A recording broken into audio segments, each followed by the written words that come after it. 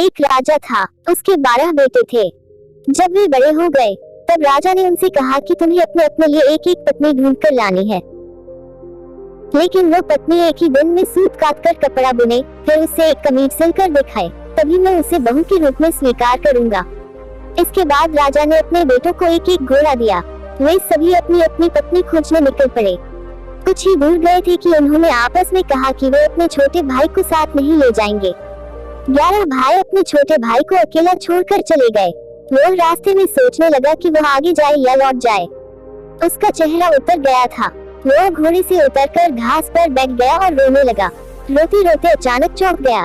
उसके सामने की घास हिली और कोई सफेद चीज उसकी ओर आने लगी।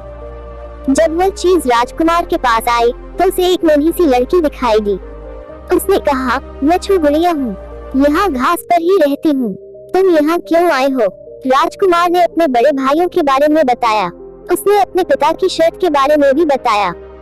फिर उसने गुड़िया से पूछा, क्या तुम एक दिन में सूत काटकर कपड़ा बुनकर एक कमीज सिल सकती हो? अगर यह कर दोगी तो मैं तुमसे शादी कर लूंगा। मैं अपने भाइयों के दुर्व्यवहारों के कारण आगे नहीं जाना चाहता। गुड़िया ने हाँ कर दी।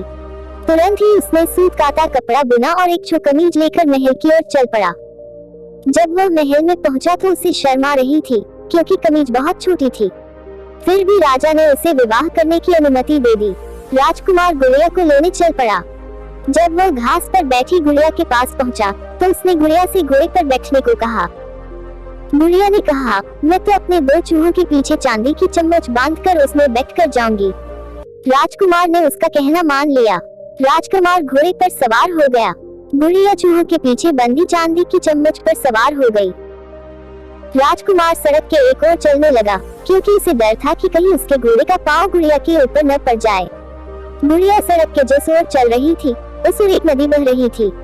अचानक गुड़िया नदी में गिर गई, लेकिन जब वह नदी के अंदर से ऊपर आई तो राजकुमार के समान बड़ी हो गई थी। राजकुमार बहुत प्रसन्न हुआ।